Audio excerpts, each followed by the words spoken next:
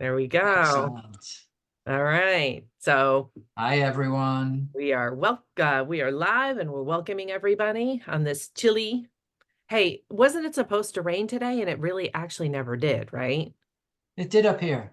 Oh, it did. Okay. Yeah, Oh, just So we got cloudy and cold all day.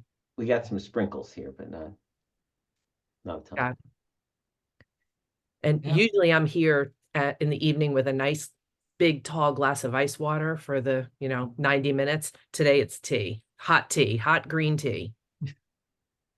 So is spring ever coming? Just wondering.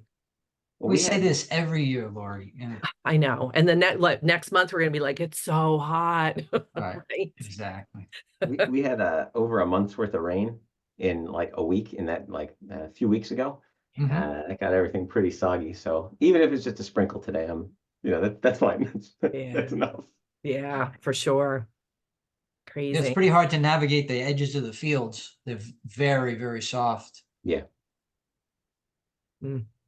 So So there is one sign of spring I noticed on my front porch. I actually have at the moment, it's a fake wreath on my front door, right? Just I think it's lavender or something. And bird has made its nest in it like it does every Nice. oh, fun. so yeah, so that's Excellent. kind of cool. A lot of times they'll wait until I put the hanging baskets and then I can't water them because there's a nest inside. So it's kind of nice that it's on the fake wreath this year. I'm Yeah, excited. we have baby bluebirds on their way. Oh, nice. Nice. See, spring is coming. Despite the eclipse, despite the earthquake, right? We are Mhm. gonna have spring.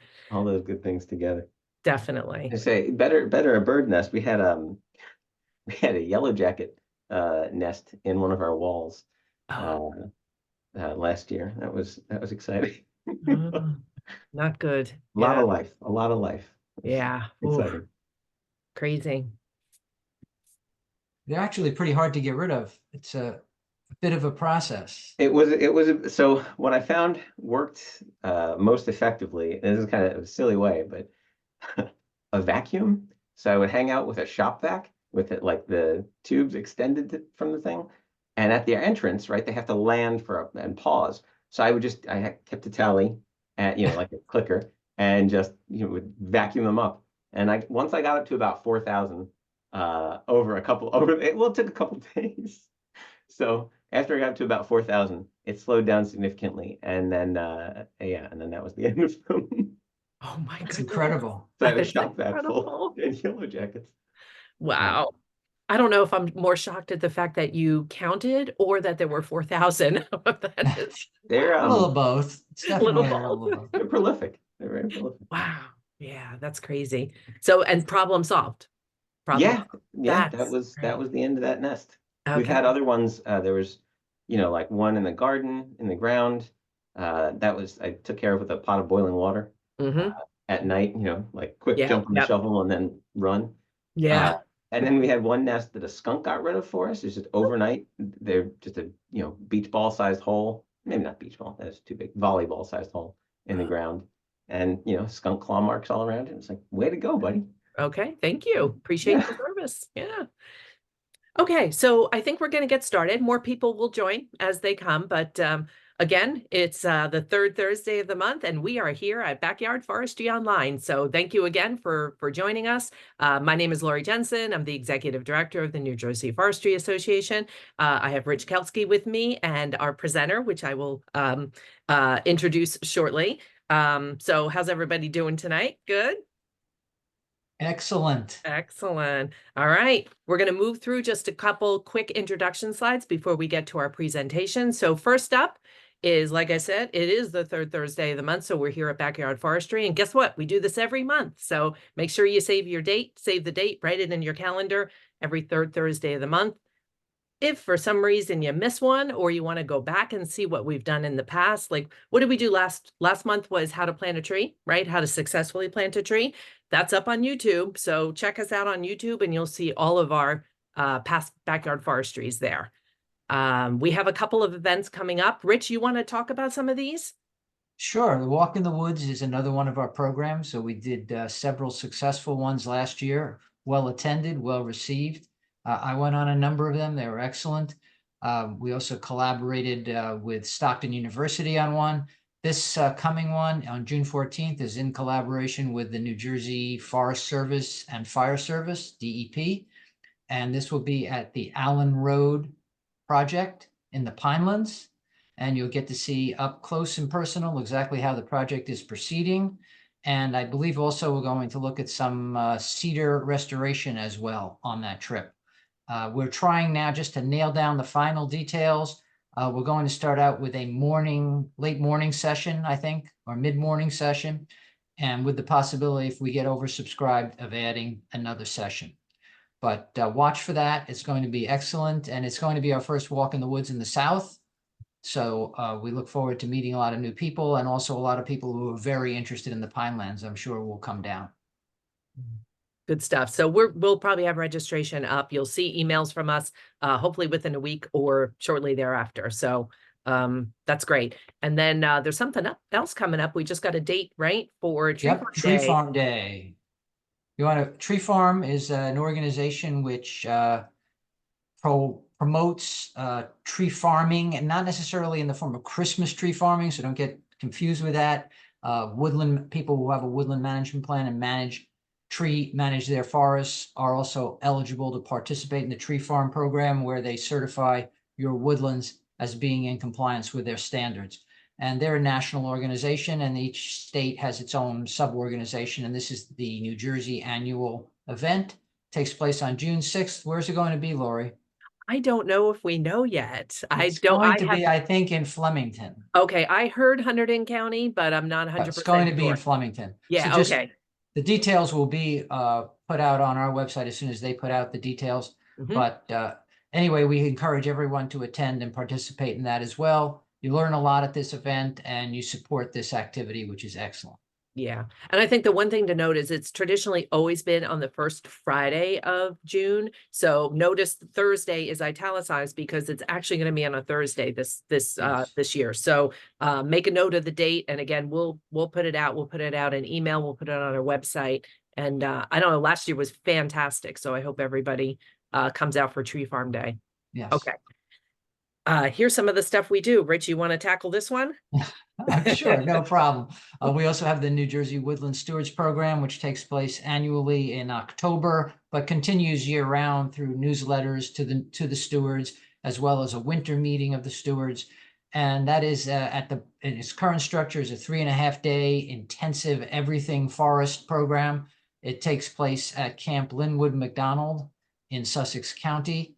And everybody who graduates seems to love the program. There's a volunteer component post-program where your hours are tracked. And it's really a great way to learn and to give back to forests as well. And I would just like to add, if for some reason you're not a current member of the association, we would love to have you. You can go right to our website to join, or you can even scan that QR code that's on the screen right now.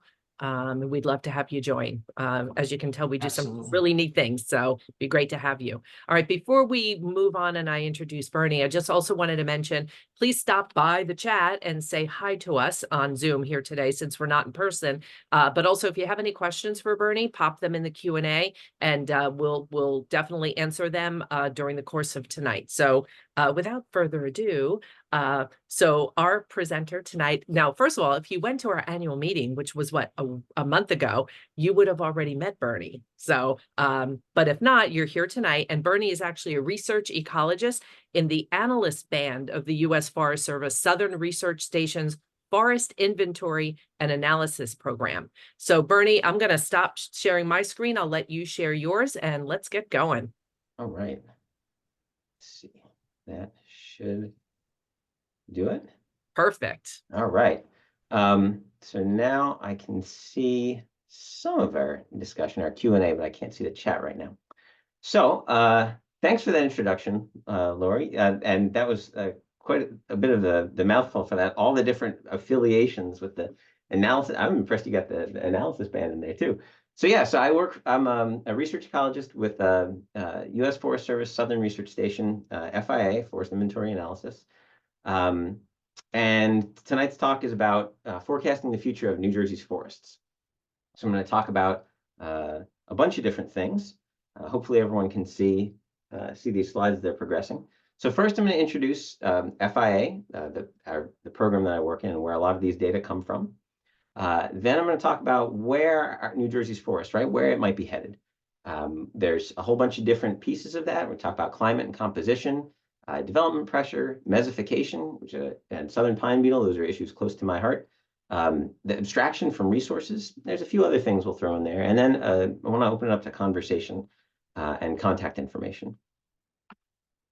So as far as FIA, Forest Inventory and Analysis Program, this is a nationwide program that the U.S. Forest Service runs that provides a whole bunch of different data that we use, that not we, I mean our society uses in lots of different ways. So we're responsible for the nationwide forest inventory. This is a continuous forest inventory of all the states and a bunch of the territories too. Resource use monitoring. So this would be things like the Timber Products Output Survey. So this is also staff from FIA reaching out to producers and mills to find out what's being harvested, where it's going, what's it being used for. And then the National Woodland Owner Survey. So this is another part of FIA, which is to get at the motivations of woodland owners. Some of you may have responded to that. Brett Butler from is at Amherst, Massachusetts, has run that. And then we have urban forest inventory. So this is a relatively new part of FIA, and that's to look at not just our rural forest lands, but also urban forest lands. There's an analyst for the state of New Jersey who's responsible for the lead author and for the reports in New Jersey and for going through the data and proofing it for the state. And that's Sue Crocker. So Sue is a pretty fantastic analyst. And she works closely with the FIA contact at New Jersey Forest Service, who's sort of our FIA representative for the state as sort of an extra set of hands to answer questions to help out. That's Bill Zipsey at the New Jersey Forest Service. So the kind of products that FIA can produce, there's several and they're really diverse. So on the top right, some of you may have seen things like these annual and periodic reports. So these are for partners, whether these summaries are done at the state level, at the national level, or for international reporting for things like the Intergovernmental Panel on Climate Change. So this example here is from George's Forest, 2014. So it's think of it as like each year's data is like a step on a stairway, and then you get to a landing and say, okay, we're going to do an annual summary on this year, and then we'll do annual updates, and then we'll do a big summary again. So there are reports that are already sort of what graphs are going to be in there. It's a sort of steady output. And then we're trying to get into doing things that are more like dashboards and synthesized data products that help to answer questions that people might have along the way that people are curious about. So on the top left here, we have a dashboard that was made by Chuck Werstack, one of my colleagues working on the Big Map project. And the image that you see there is of above ground live biomass in Pennsylvania. This is broken up by different species, and so we have a sense of the different species components, how important different species are to the carbon pool. And so we have these interactive dashboards. There's a whole pile of them. This is just one of them. So there's products like that. And then also FIA has products. If you want to come up with your own custom uses, there's the FIA Data Mart. You can download FIA data, everything but the actual locations. You can get these fuzzed and swapped locations. And you can get really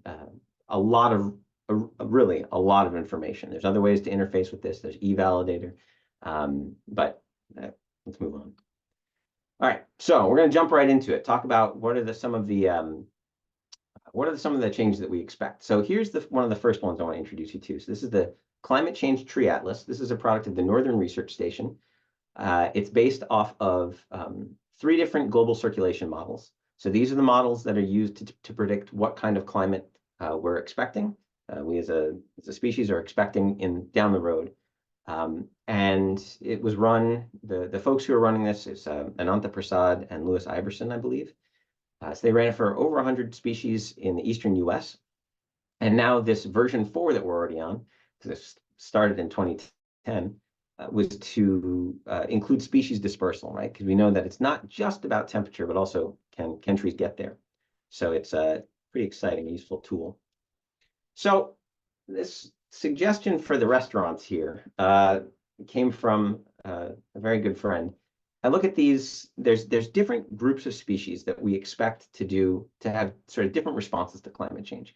And so if we break those up into 4 groups, we can think of them as sort of local species that we're expected to, they're gonna cope with climate change where we are. That either means they're really common or they're really flexible, adaptable species. So think of these as like your pizza joints, right? These are anywhere you go in this country, you can find a pizza joint.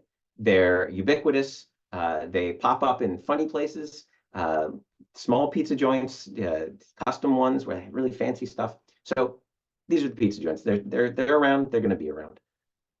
Then we can think of currently less common places that there are a few of them in New Jersey, or there might be some of them in New Jersey. But we're expecting them to be favored by climate change, so the climate model. So the example that I give here, none of these are actual restaurants, mind you. They're just icons that might evoke similar restaurants. So this would be Raisins Cases, Chicken and Fingers, which has recently opened up a few branches in New Jersey. And we can think of species like this as things like post oak. So it's native to New Jersey. We have it. It's in a lot of places, in South Jersey in particular. But it's going to be favored by a change in climate, what we expect from a change in climate. Another one would be something like persimmon. So again, we have it in New Jersey, just maybe not as abundant as it now as it could be in the future. And then things like loblolly pine or pond pine. So species that we have that are that could very easily be favored by climate change. The next group is species that aren't currently present in New Jersey or aren't currently present in the FIA data set, but they are very much suitable for the future climate. And whether these get here or not is we'll look at. So the example here would be a restaurant that you might see if you drive south, Waffle Place. Obviously not the same thing as the business that some of you may have visited. So these would be things like cherry bark oak, sourwood, that's a fun one, slash pine. And then there are species that we expect to do poorly in response to climate change. That doesn't necessarily mean they're going to be wiped out. It just means they're either inflexible or the pests that are expected to show up are numerous and variable for them. And so there's going to be a lot of pressure on them in our state.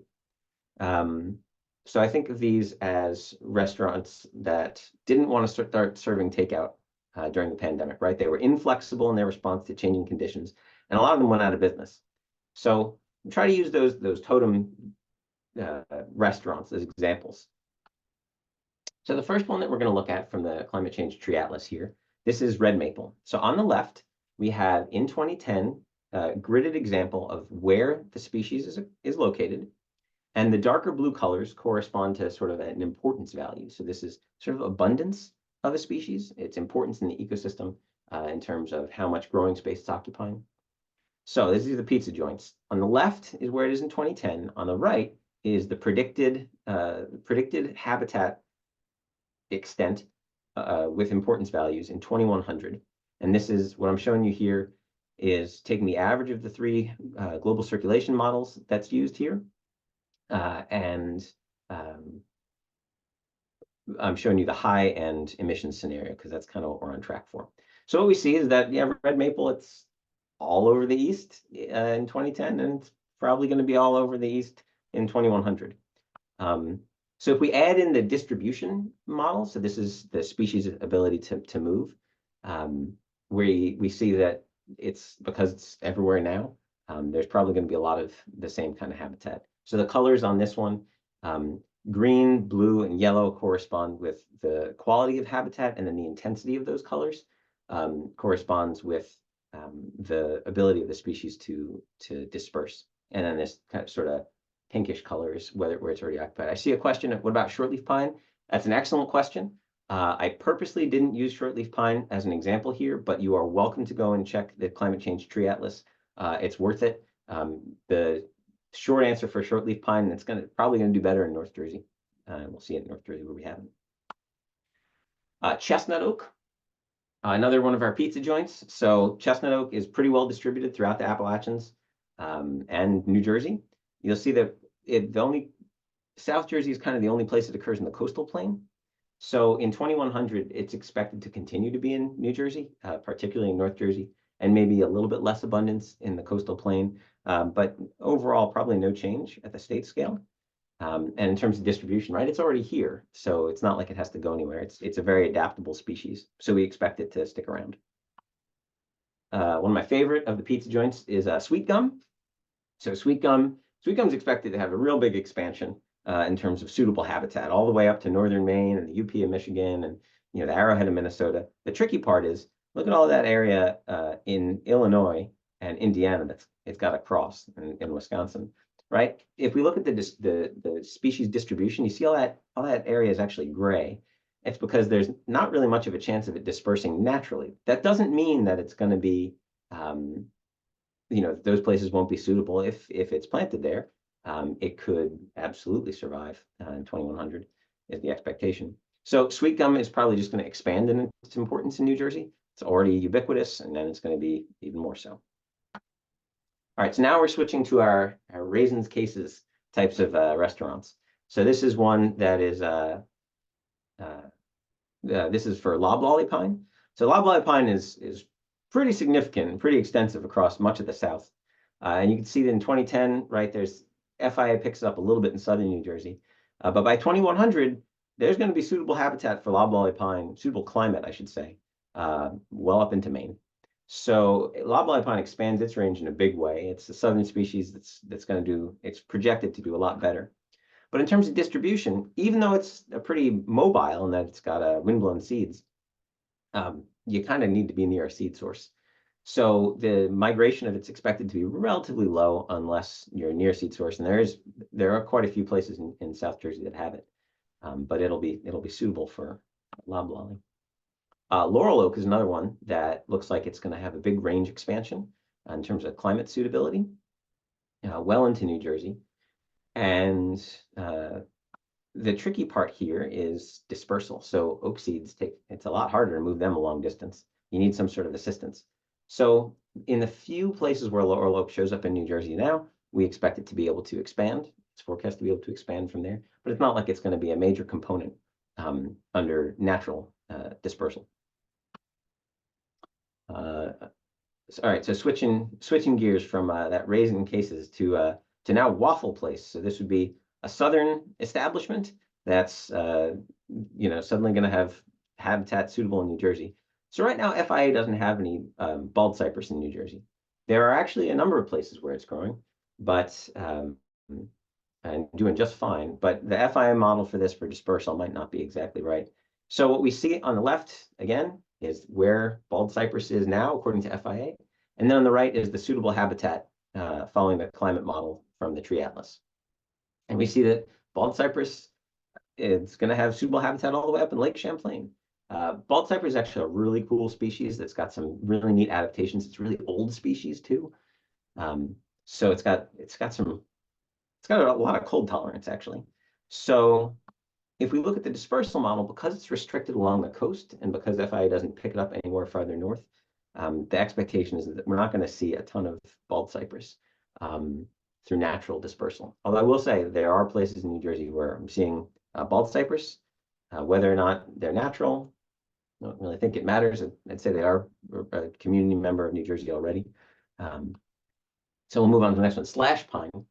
So this is a major pine species of the southern coastal plain that's expected to have a very significant increase in its suitable habitat in our warmer and wetter world. And we see that suitable habitat coming all the way up into New Jersey and Long Island. So the tricky part again here is dispersal. So whether this species is actually going to show up in New Jersey, natural colonization is not really expected, even though it's wind dispersed, just because of how far of a distance that is to cover by 2100. So we will have suitable climate for it. It could be grown here. It'll be very similar to other coastal plain pine communities, but we're not necessarily expecting it to show up en masse. Another one similar to that is water oak. Water oak's really expected to have a giant expansion in its range, but again, it's got heavy acorns, so maybe we won't see it. Maybe we won't see it as much, probably along the Bay Shore, in the far south parts of New Jersey, if we're just relying on natural regeneration, so natural dispersal. right, now we get into the establishments that did not offer takeout, were not flexible.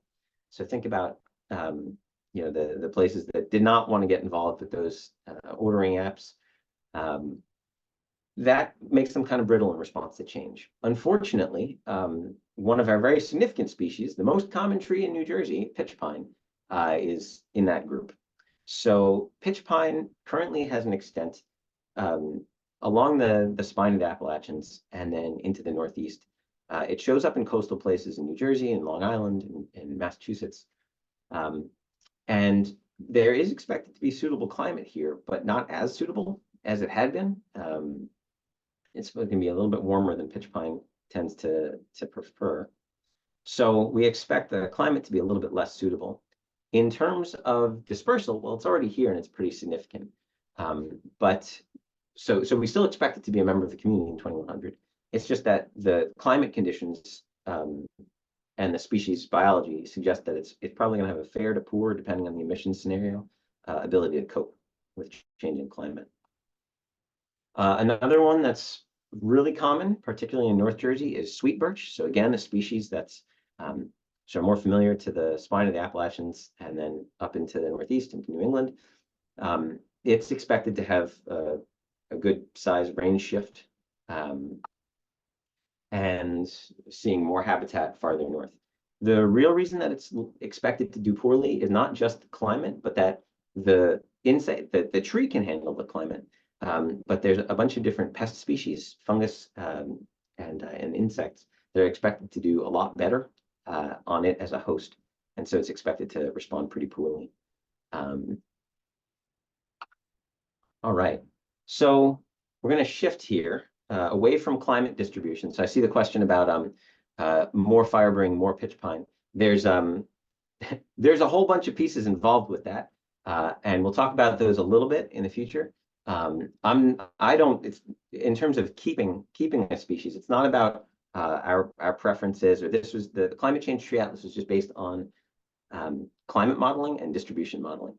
So fire is expected, and pitch pine is absolutely a member of, it's a very, very fire tolerant species, but it's not the only fire tolerant species. So perhaps our coastal plain will have a greater diversity of different fire adapted pines, southern pines. So what we're looking at here is projected population density change. So this is another product out of the Northern Research Station, again with FIA data. This is Future Forests of the Northern U.S. document, General Technical Report. This is a very interesting document. It uses different economic scenarios, not just climate scenarios, to predict changes. And so they have different scenarios. We're only looking at population growth here, but different scenarios for not just climate, but also consumption, so energy use and for instance, biomass, and the economics of that under different scenarios. So what we're looking at here is population growth, and the count. I think this is by county, and we're looking at population growth in the northern area. You can see that our major metro areas and all of the Northeast corridor are expected to grow. So this is between 2009 and 2060. We're expected to have a lot more people. Okay, so having more people usually means more development. When we look at the north, this part of the country as a whole, the forest area is predicted to be relatively stable. So just like in New Jersey, when we had forest area that was lost to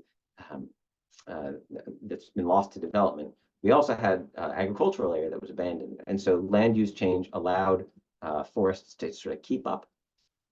So at the regional scale, or the big chunk of the country scale, beyond the Northeast region, the forest land area is actually expected to remain relatively constant. A little bit of a decline under all the different scenarios, but not a ton. The problem for New Jersey is that as a proportion of its forest, New Jersey is forecast to lose the most of its forest as a proportion. So if we look at on the y-axis here, we have area, so the height of the bar. This is percent of acreage in 2009. So the taller the bar, the more of the forest that's expected to still be there in 2060. And you can see New Jersey in the red box there has the shortest bar. So most of that development is, New Jersey is expected to have a lot of development that way. Compare that with the other states in the Northeast Corridor. They're all also the same thing, although not quite as significant as New Jersey. So Massachusetts, Connecticut, Rhode Island, Delaware, Maryland, they're all pretty short bars comparative to places like Maine. So we're expected to lose forest as a result of land use change. And this is under any of the different scenarios that the folks who made the future forests document, any of the emission scenarios, right? That this is just a function of how society is changing and how there's growth in the Northeast. So under any of these scenarios, we're expected to have New Jersey is expected to have a significant loss. I should say there's some still animals that will do well in the forest that we do have, like this gorgeous and tasty squirrel. All right, but it's important to remember that that doesn't mean that the forest that we have somehow will stop functioning.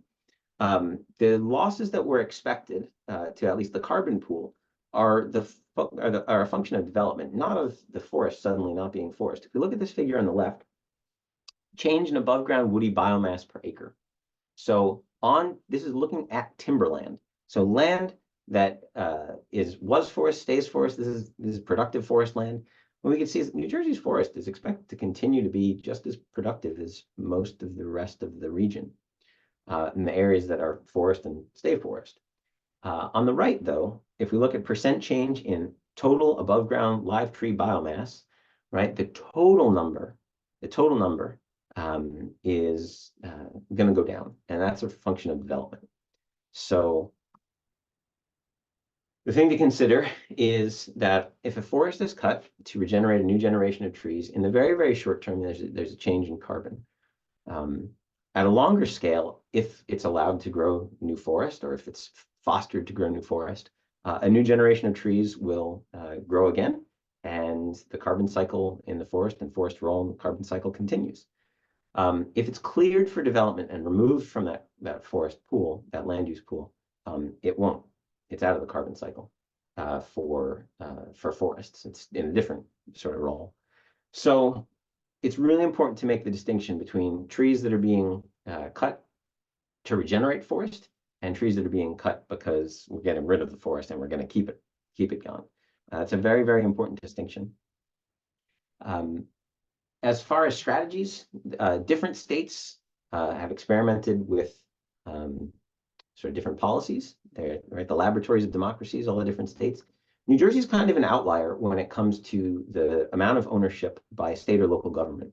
So what we're looking at here is all the different states, sort of the state just to the west of the Mississippi, and then all of them east. And the x-axis here is the percent of the forest, a proportion of the forest by different ownership groups. So these are just data from eValidator, FIA data. So the gray bar on the right is the percent that's privately owned. The black is state and local government. The dark blue is other federal. So this would be, in New Jersey's case, this would be part of the Joint Base. And then the green is U.S. Forest Service, so national forests, well, I don't think there's any grasslands here. So, so when we look at this, we see that New Jersey and Minnesota are kind of head and shoulders in terms of public ownership above all the other states. That's because in Minnesota, the counties own a lot of the forest land and fund their school systems by doing forest management. So as far as state and local government, New Jersey really is an outlier. New Jersey has a higher proportion of state and local ownership of forests than any other state in the East. So that tells you a little bit about sort of what's possible, where things might be headed. And yeah, we'll shift gears here a little bit. So now these are FIA data. If we're looking at growth here. So this is annual flux. So not the pool of carbon that's already sitting in the forest, that's already been captured in 1 year and then is sitting in, in the wood, in roots, in soil carbon, in leaf litter, not that. Now here we're looking at the annual flux. This is what's coming in and going out. So the groups along the x-axis here are forest type groups. This is a hierarchical grouping of forest type groups. So it got cut off. It's blolly, but it's actually loblolly, shortleaf pine group there on the left. That's a pitch pine forest type. And there's other forest types. There's Virginia pine in there too, but that's mainly our pitch pine. So these are our five most common or most common by area forest type groups in New Jersey. The line across the middle there is 0. So the y-axis here is above ground biomass flux in metric tons of carbon per acre per year. Okay, that's a mouthful. The green is how much gross growth we have. Okay, so how much annually is being captured by those forests. The gray is mortality, what's annually being lost on a per acre basis. The black is other removals. That would be things like land use change. And then purple is harvest removals. So if we look overall, what we see is that if we deduct the black, the gray, and the purple from the green, we still have plenty of green. Our forests are very net green. They're still positive. They're still sequestering. They're still capturing carbon each year. Not just storing it, but capturing it each year. And there's quite a bit of proportion of our purple to our green. Or I should say green to our purple. It's quite a bit more. Compare that to our nearby states, our neighboring states. So we've got Maryland, Pennsylvania, and New York. And you see that the relative size of that purple to what's green, the green that's left over, is quite a bit bigger. So the net growth that we have, if you deduct mortality and those removals, the net growth that we have to removals is higher in New Jersey than any of our neighboring states as a whole, overall. So I just wanted to, this slide and the next one are just, these are sort of fun for me. The numbers that I'm showing are all from FIA, and there's things that you can derive from that. So at a certain point, I got asked to make an infographics about how much that flux represents. Try to put those numbers, those meaningful, that purple and the green and the gray, can we put that in terms that are meaningful to regular people? Sure. So what we can come up with is, these data, again, these are from 2018, so they're a little bit older, but New Jersey's forest lands sequester the carbon equivalent of about a cube of wood 2 feet to each side, each year per person across the whole state. And there's different ways to look at that statistic. So some people, when I would share that with them, would say, wow, look at all that carbon. You know, just imagine almost like Minecraft with elementary school kids these days. Just stacking those bricks of carbon up, stacking those bricks of wood up, and how much carbon, that's cool that we're stuffing into our forests. And so they'll think of those big old growth oaks, and that's exciting. Other people would think of that and say, that's how much each person per year could consume or how much I could harvest, and look at it as a sustainability metric. So the perspective that you have depends on, will influence how you interpret this statistic. And really interestingly, the exact same number for how much is being captured, we can convert that into other units. So in this case, it converted it to gasoline carbon equivalents, right? And the idea here is that if we're going to present it, if we wanted to present the exact same information about that net growth, we could present it as a danger thing, right? So it's the equivalent of a little bit less than 35 gallons of gasoline per person per year. So that New Jersey's forests are storing that much of the carbon equivalent. So you could think of it as one is, oh, that's how much they're offsetting of how many gallons I could use at the pump and the forest would still capture. Or you could think of it as how much fuel we're adding to the forest and a fire danger. And so there's lots of different ways to present that same information. I'm trying to show these to you with as little sort of policy judgment as possible, but it's really important to just highlight that the same numbers can be interpreted very different ways, and that's totally reasonable. And okay. So one of the last things I'll show you out of that future forests document is the change in forest structure. So on the left in the figure in the middle, we're looking at closed canopy forests, and we're looking at the change in area in terms of coverage. The different colors represent different emission scenarios and economic scenarios. And on the right, we're looking at the change in open canopy forest. So closed canopy forest is expected to increase in area, and open canopy forest is expected to decrease in area. And this is across the entire region, okay, across the whole north. So we're losing forests. We're expected to lose forests on the bottom right that are, these like pine oak sort of open. Not saying pine oak is going to disappear, just saying an example is this pine oak system where it's a lot more sunlight hitting the ground. and we're going to increase, we're expected to increase these sort of more closed forests with very little sunlight hitting the ground on the left.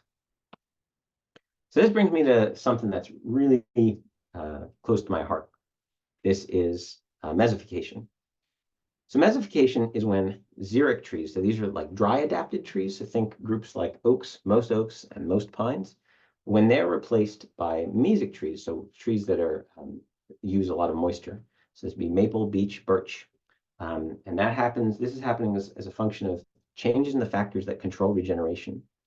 There's a lot of scholarship on these changes to oak and the abundance of it. So mesification, or mesification, however you want to say it, the idea is that there were some massive changes wrought in our forests over the first sort of 300 years of European settlement. And that was followed by fire suppression when we started to pay attention to what the condition of these forests were looking like. And fire suppression caused there to be an increase in your shade-tolerant species.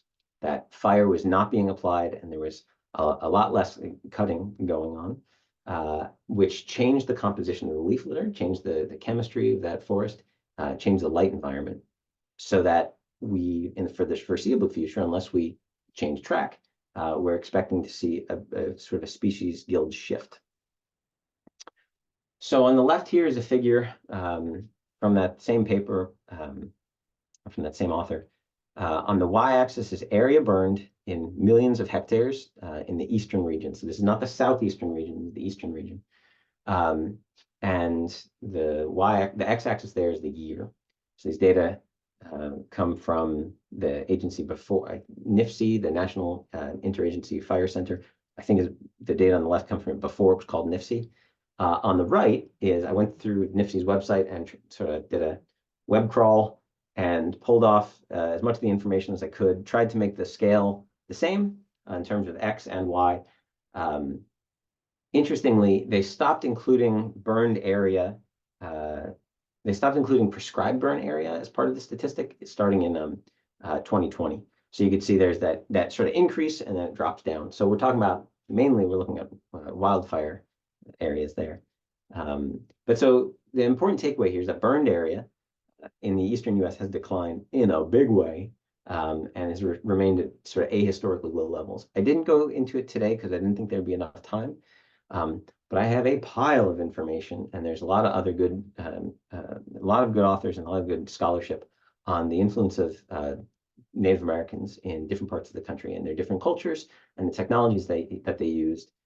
Very, very heavily reliant on fire, and very effective in keeping the forest in a condition that was suitable for their cultural needs.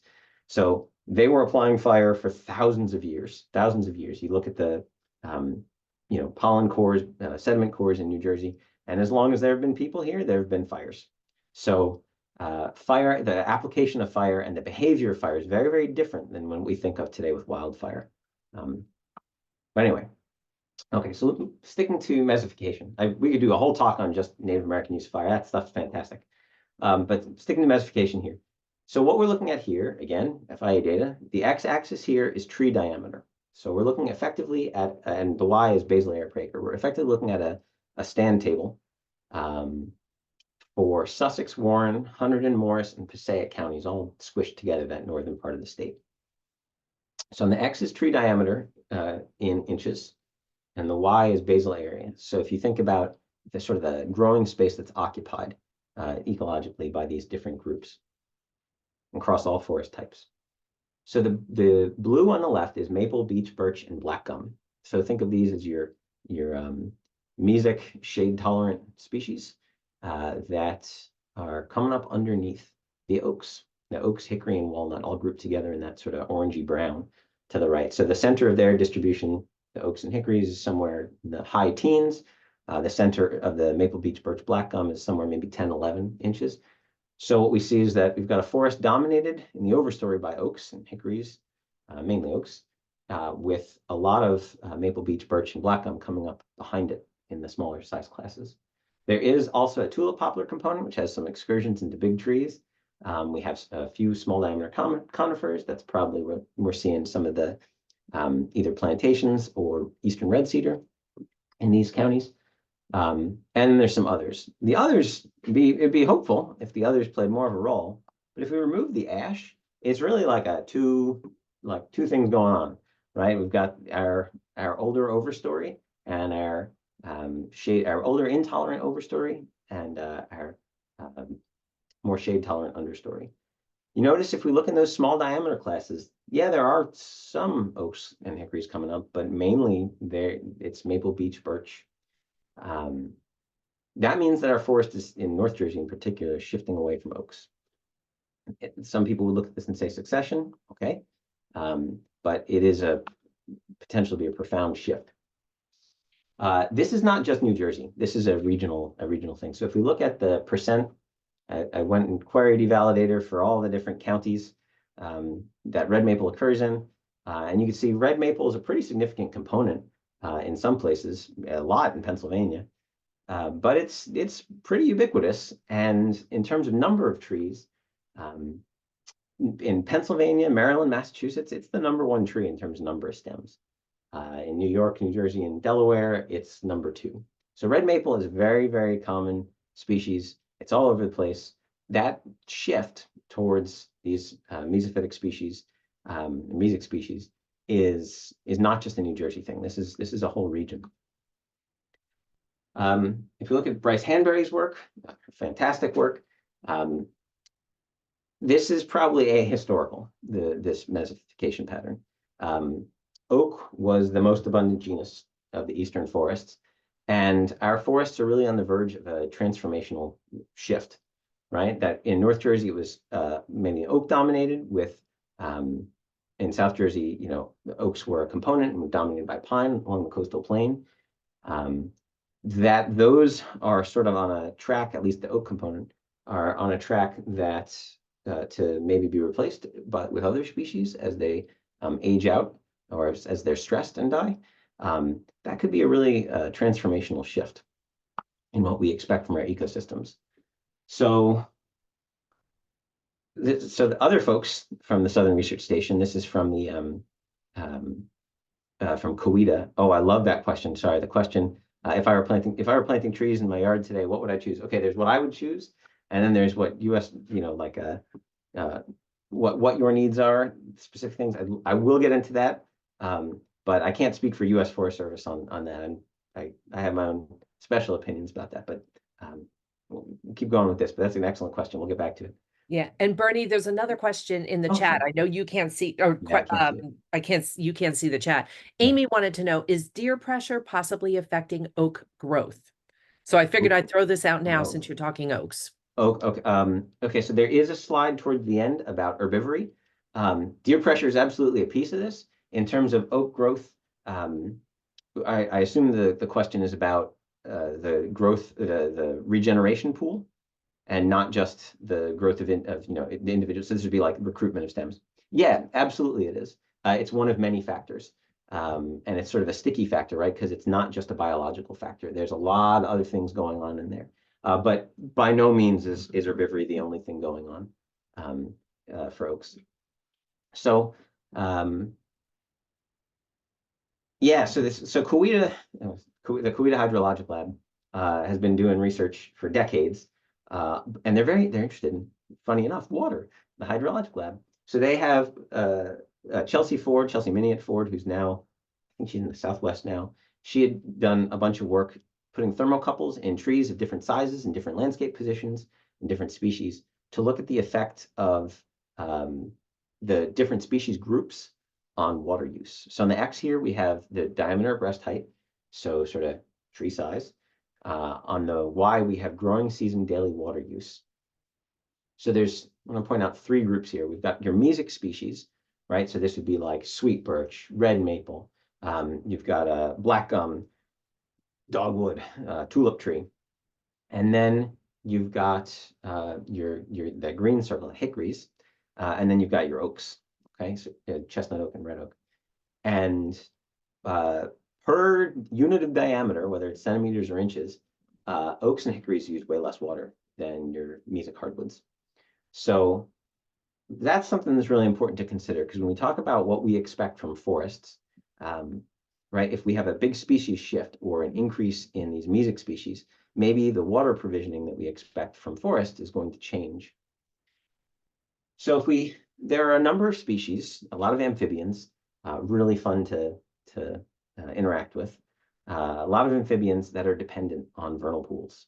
Vernal pools are a necessary part of their habitat, their life cycle, because right, they're small enough that they don't have fish populations year round, and so they don't have a lot of predatory pressure.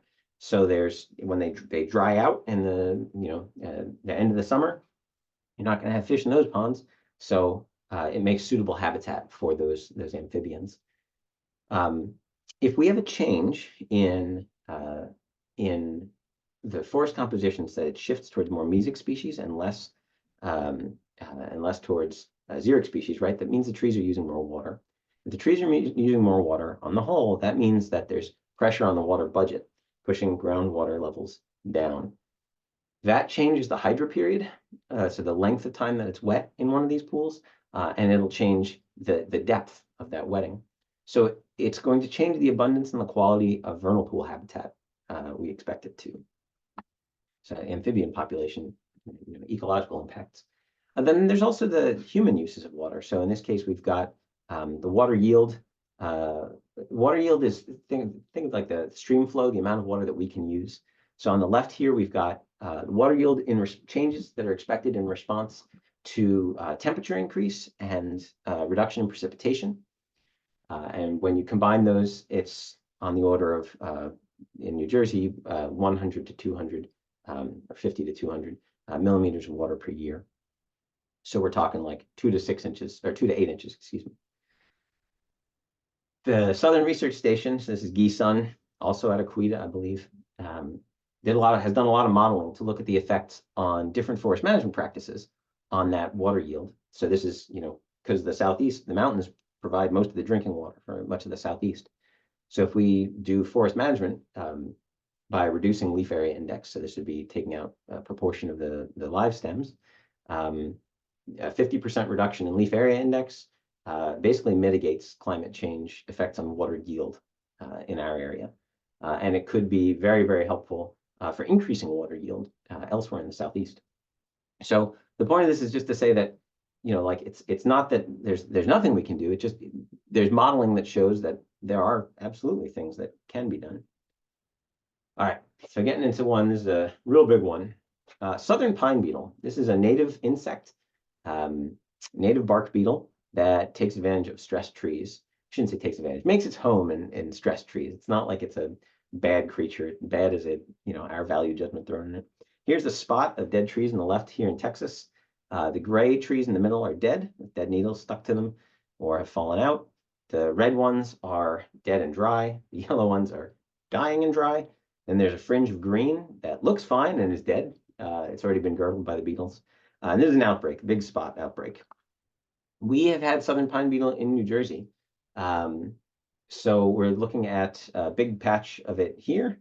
Dead gray trees in the middle, surrounded by a fringe of red and orange phase, or red and yellow phase, dead kill, and then there's green that are around it that are dead. So southern pine beetle, like I said, it's native to the Southeast, and there have been these patterns of eruptive outbreaks. So here we're looking at a GIF, I never know how to pronounce that. In the latter half of the 20th century, there were these big periodic outbreaks. And you can see these big pulses where you have counties that had an outbreak.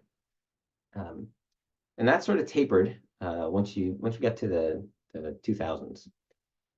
So I'll keep watching this animation. I just love the animation. Thanks to Clemson for putting this together. Clemson and the Forest Health folks. So we get to the early 2000s, and we don't really see much outbreak activity anymore in the South, at least. You still see some counties, but on the whole, it's pretty minimal. There's none of these big washes across the landscape. All right, so back to 1960. So southern pine beetle has long been the most economically damaging forest pest. I say pest because for the purposes, our subjective purposes of wood yield in the Southeast, right? That's what it's considered. So if we look on the left here is this fun figure that shows the million cubic feet of SPB killed timber by state. I think is a pretty neat one. And so you can see those peaks and valleys where we have big outbreak years. And then the bottom right, we can see SPB outbreak history. The one on the top left stops in 2004, but it keeps going on in the bottom right.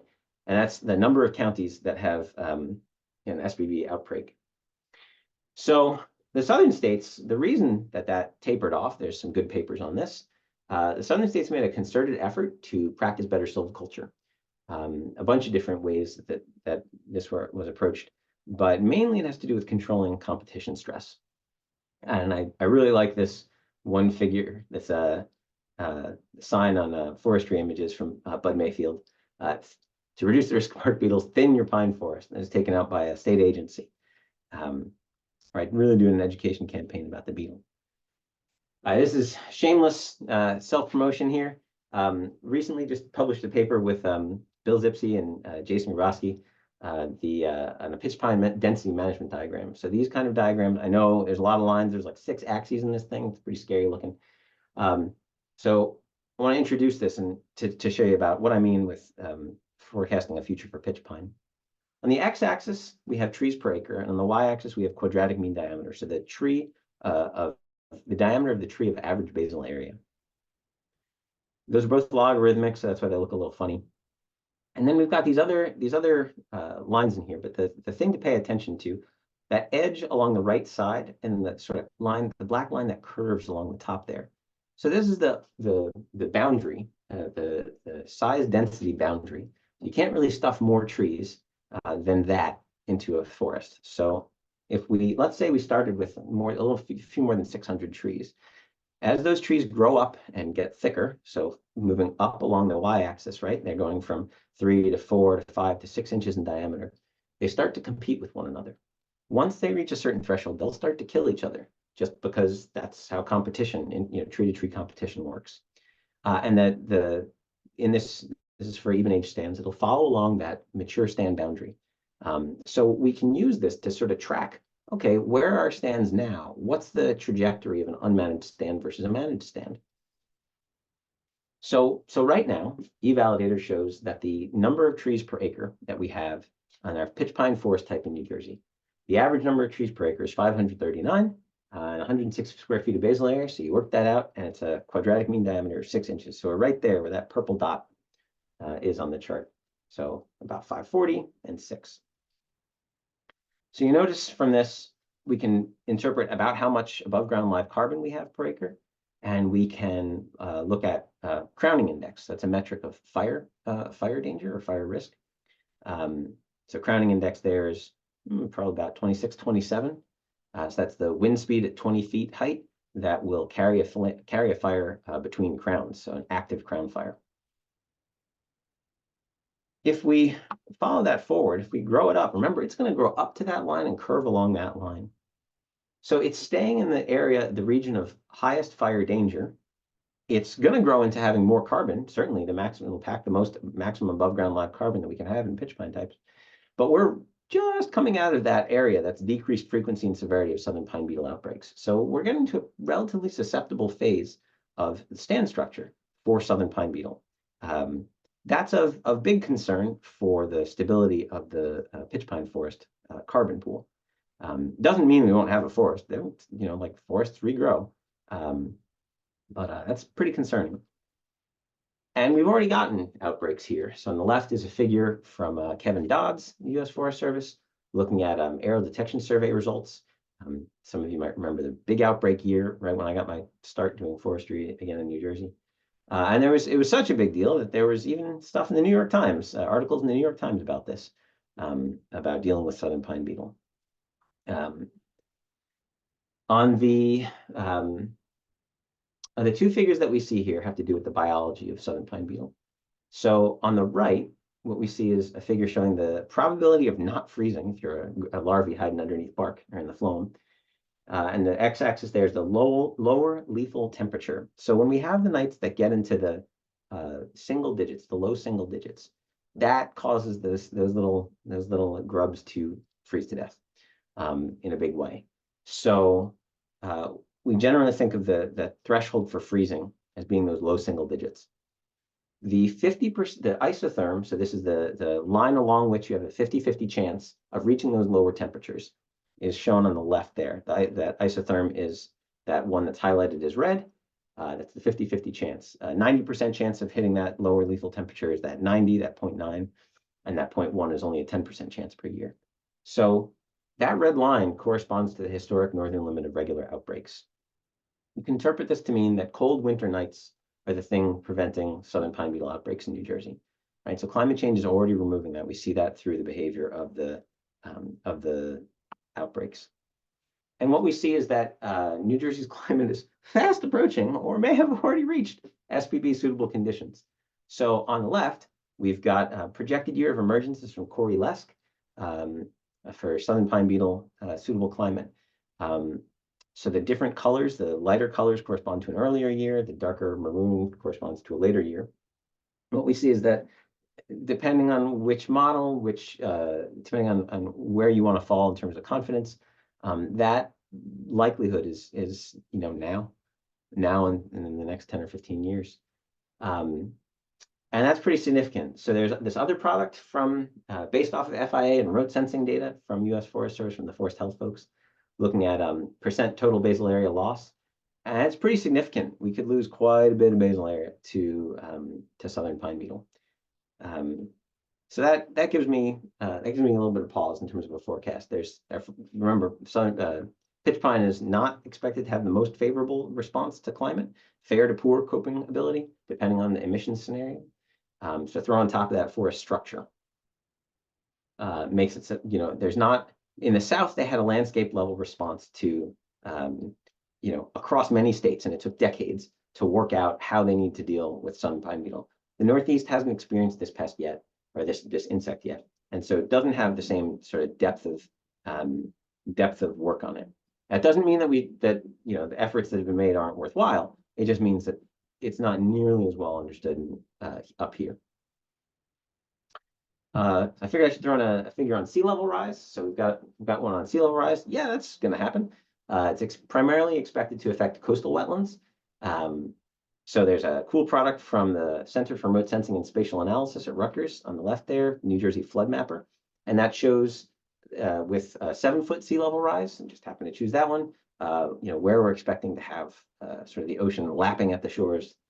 On the top right there is a figure that comes out of that figure, the document in the bottom right, New Jersey's rising seas and changing coastal storms. This is a product produced by Rutgers for DEP to basically say, okay, we expect there to be about somewhere between 2 and 10 feet of sea level rise, but probably on the order of like 3 to 6 feet of sea level rise by the end of the century.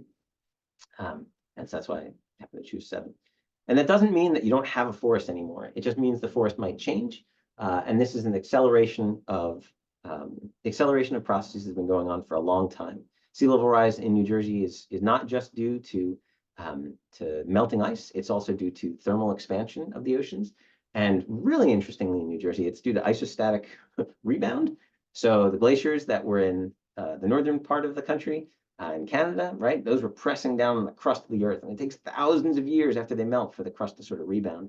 But the area where that's rebounding, right, it's connected, and so our part of the world here on the crust sinks, relatively speaking. So that's actually responsible. Isostatic rebound is responsible for a good chunk of our sea level rise. Not all of it, certainly. Fragmentation. That's something that's forecast. So we're getting close to the end here. Bear with me.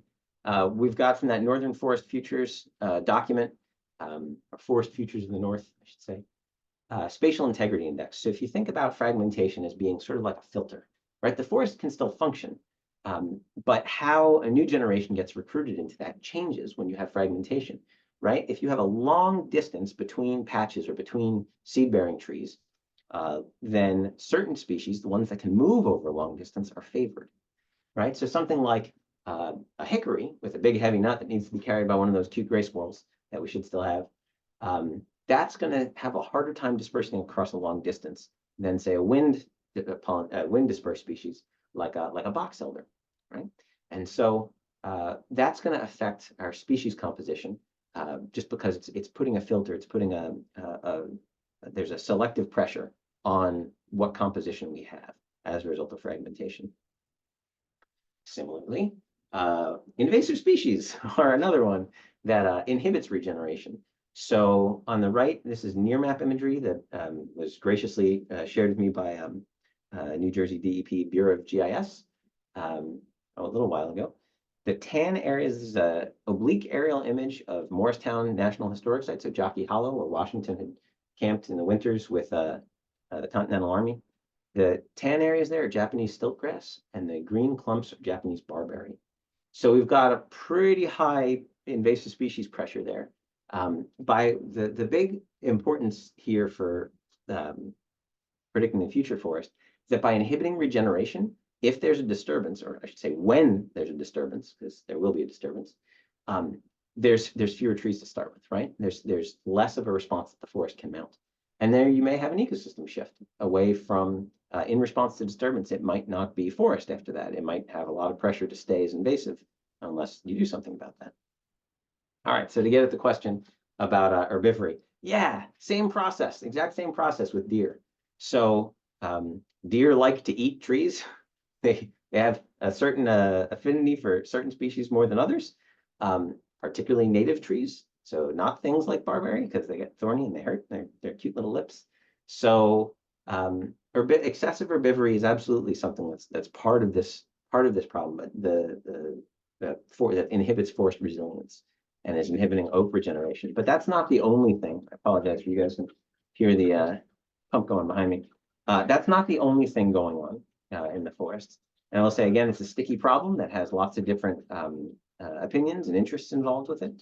But the issue with deer is that they inhibit forest resilience. They make the forest a little more brittle in response to change.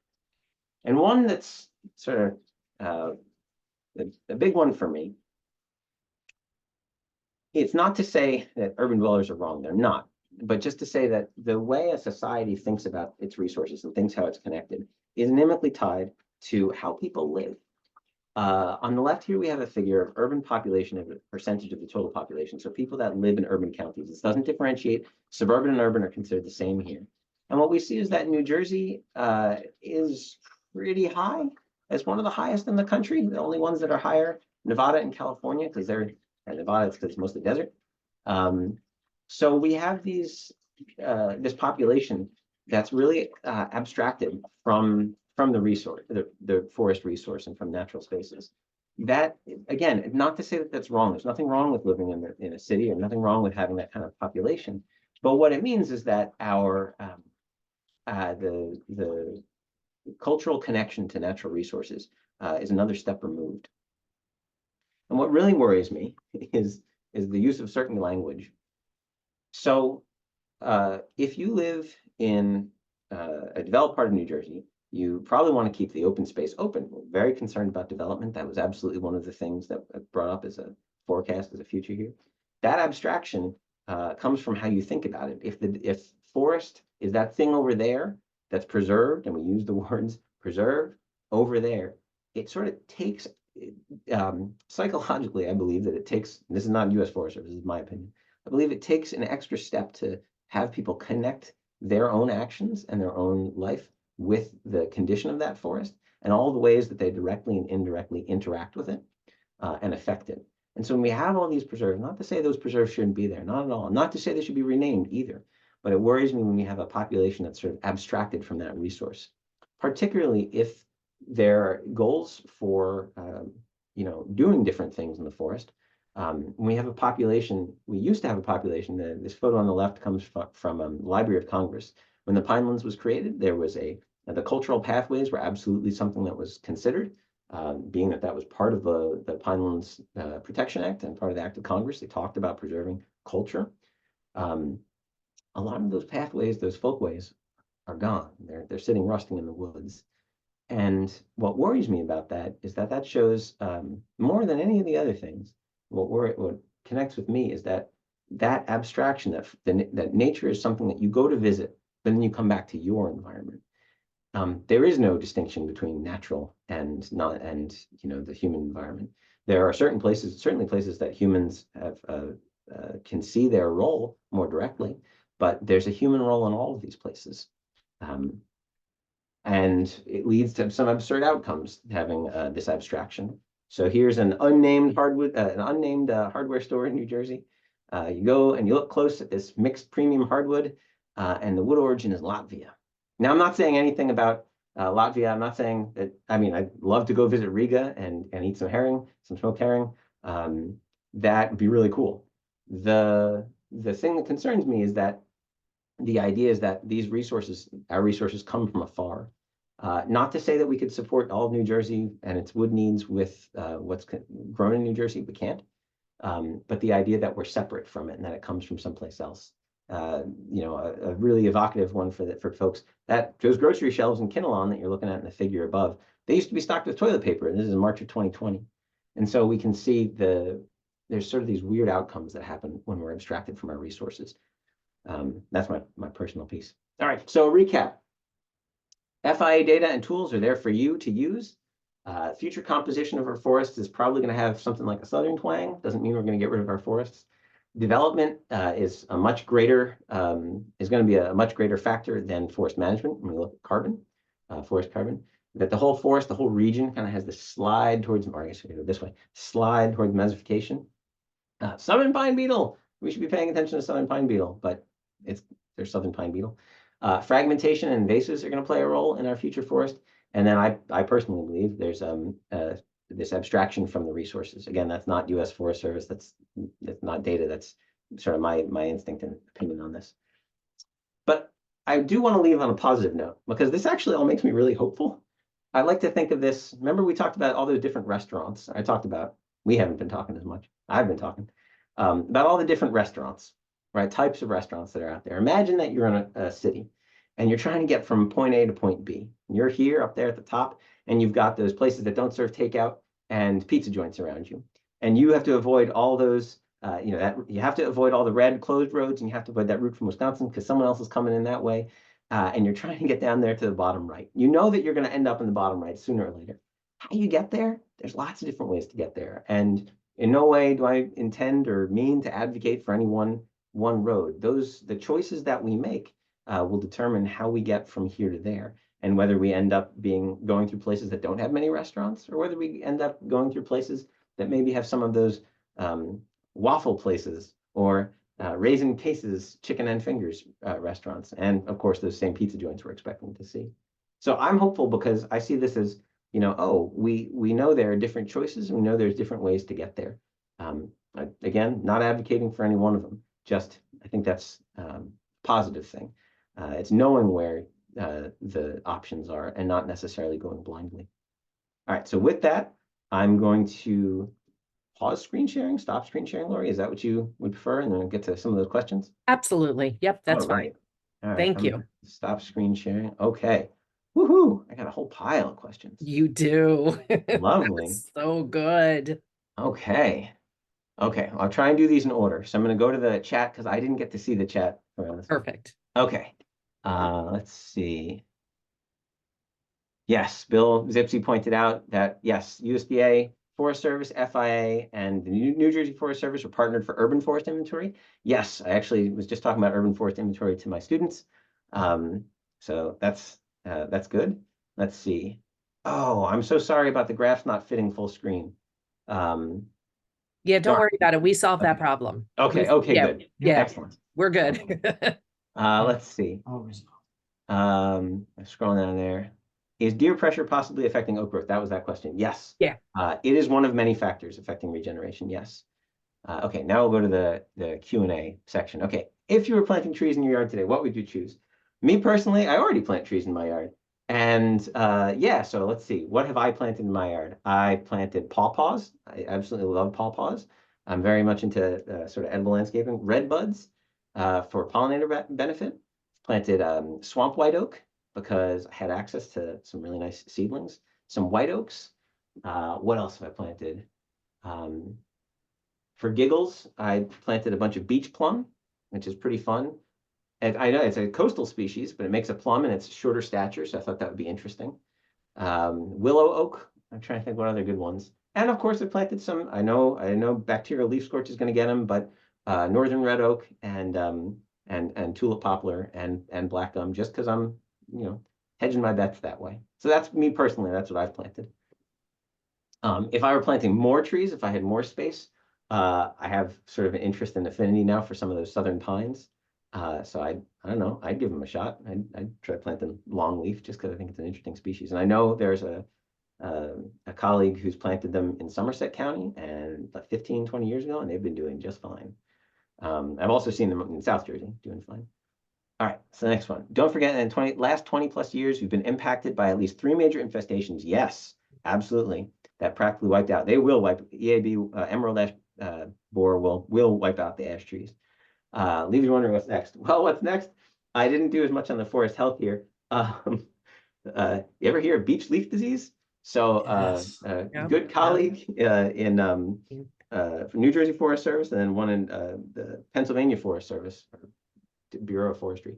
So Ben Pisano at New Jersey Forest Service and Rosa Yu in Pennsylvania had introduced me to beech leaf disease, and that might be the next one.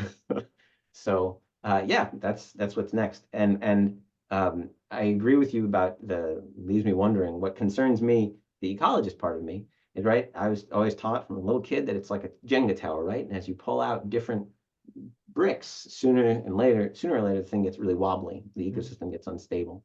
And so to my mind, that means it's important for us to pay attention to the function and resilience of the forests and how do we keep that going. And so again, not U.S. Forest Service answer, which is my answer.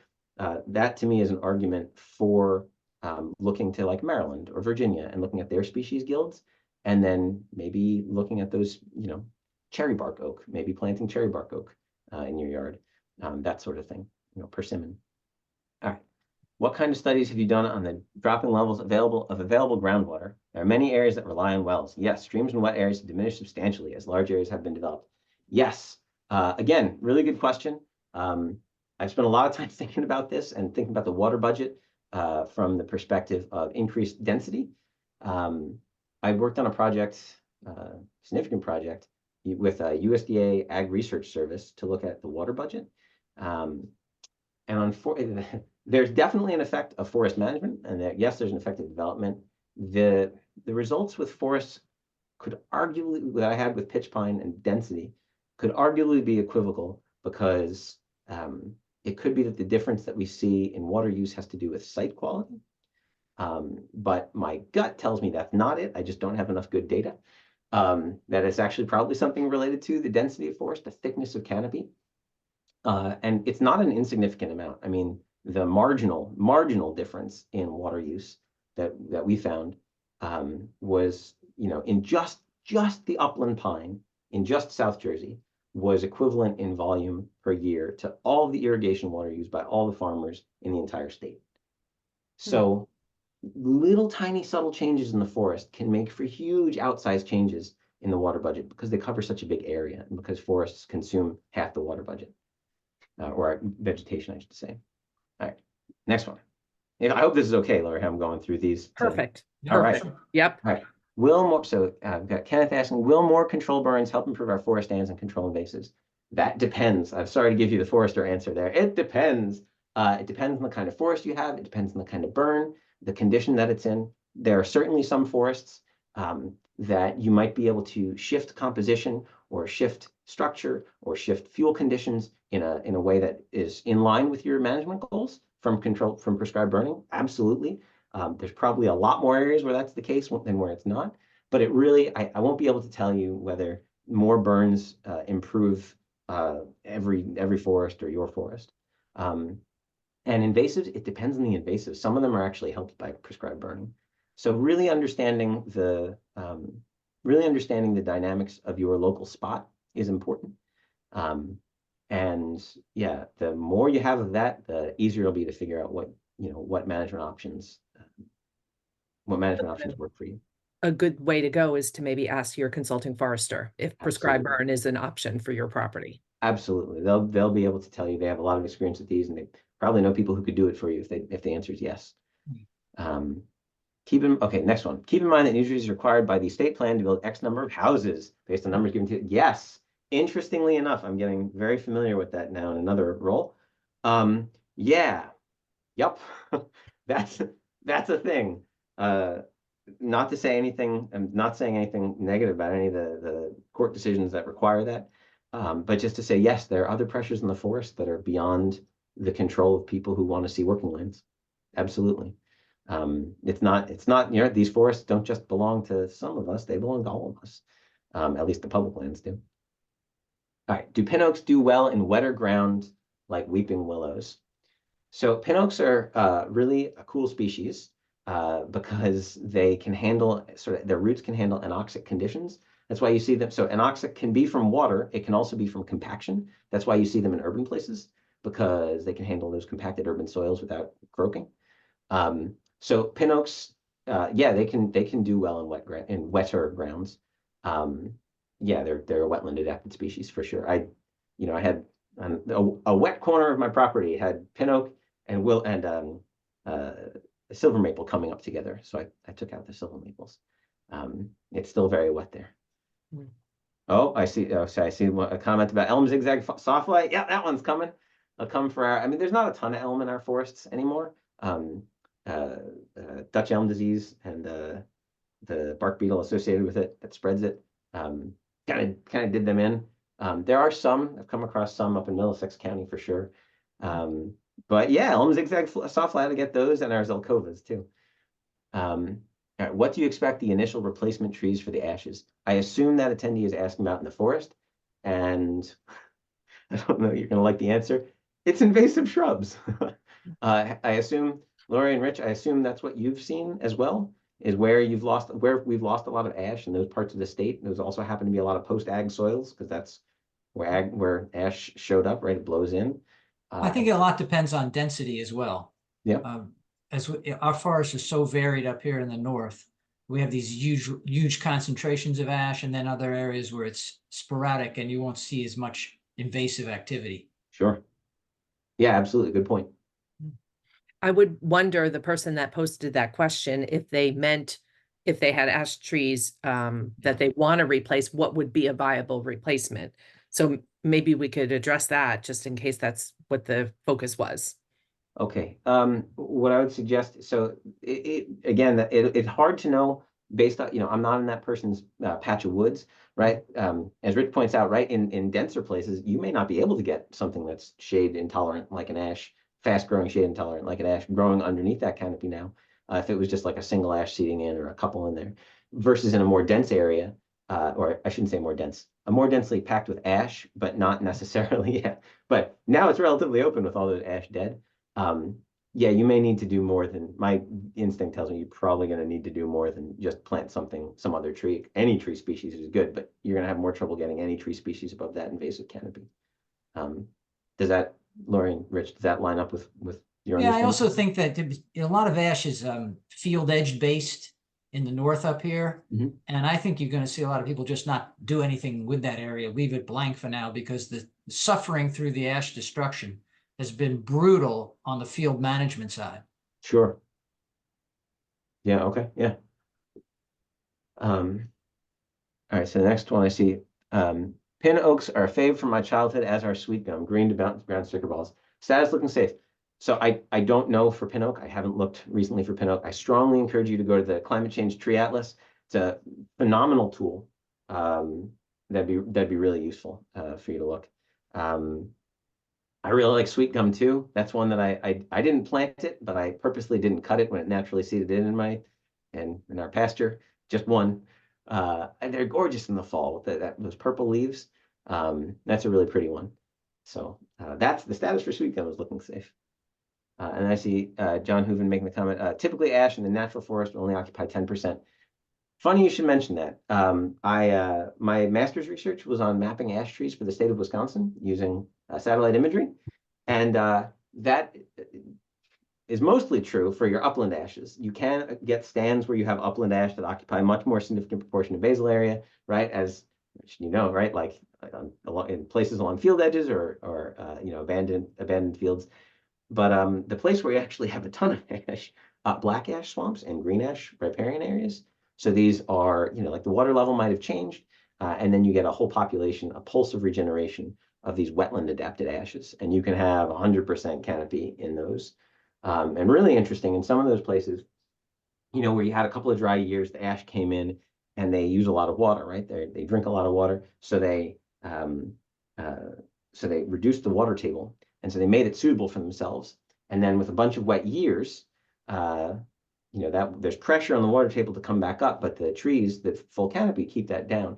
Well, I'd gotten started on a project in Wisconsin and Minnesota years ago to look at, they called it swamping out. So you had black ash stands that were cut or were disturbed from emerald ash borer. And then because that water pump got turned off for just a couple of years, the water pump of all those trees, big ecosystem shift, and now they're emergent or shrubby wetlands, and they won't be forest anytime soon. So really, really big change, profound change. But climatically, we don't expect to see black ash sticking around here anyway. It's climatically, it's not looking good for black ash here. All right, are there any more? All right, I see. Would deer herbivory and mesification be considered compensatory loss of recruits or additive with one another? Wow, that is a great question. That is a great question.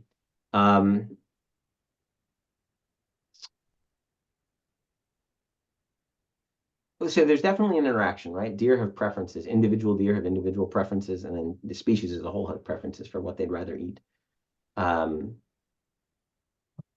would have to say they're probably additive with one another, because you got to consider that, like once the seed pressure changes, like once it's not just about what germination, and there's a whole bunch of steps, right, for regeneration to happen.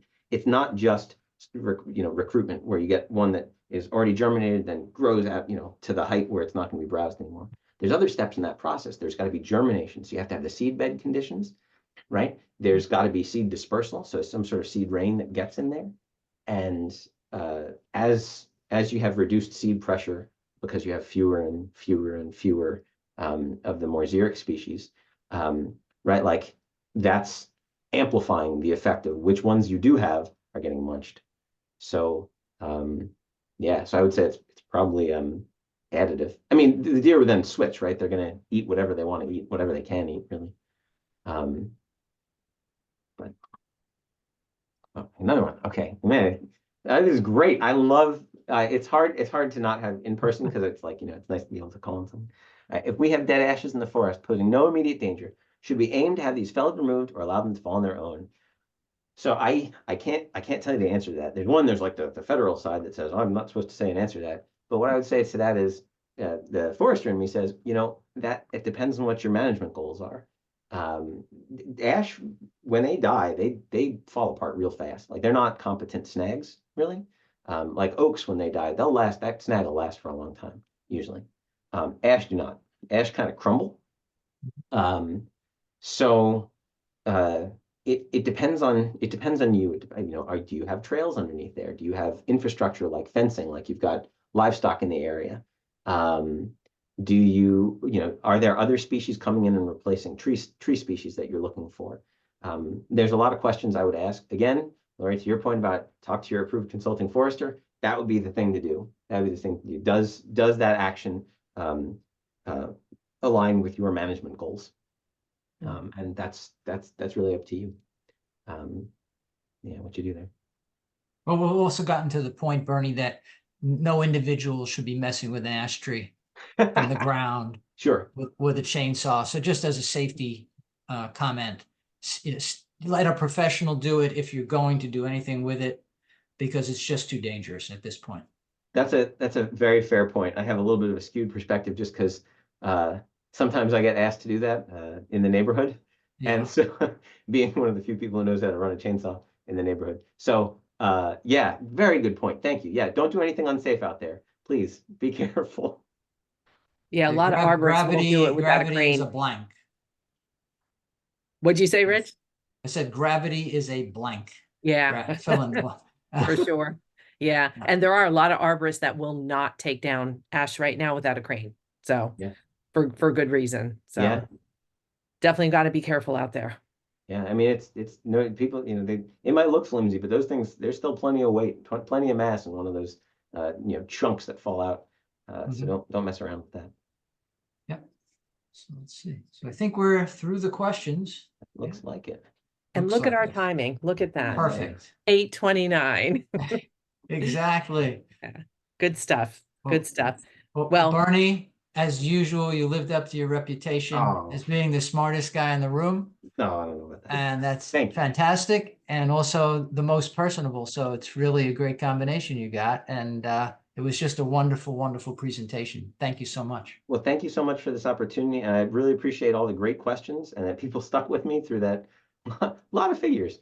So thanks to everyone for coming out to this. And thanks for being, for participating and caring about New Jersey's forests. And again, thanks for the opportunity. I'm just, glad to talk with people who care about forests. Wonderful. All right. Thank you. Thank you. I'm Thank sure you. you see all the chat coming through about all the great comments. So really appreciate it. I hope we see everybody again next month, and take care. Thank you. All right. Bye-bye, Good night. everybody. Good night, Lori. Good night. Good night. Bye-bye. Take care.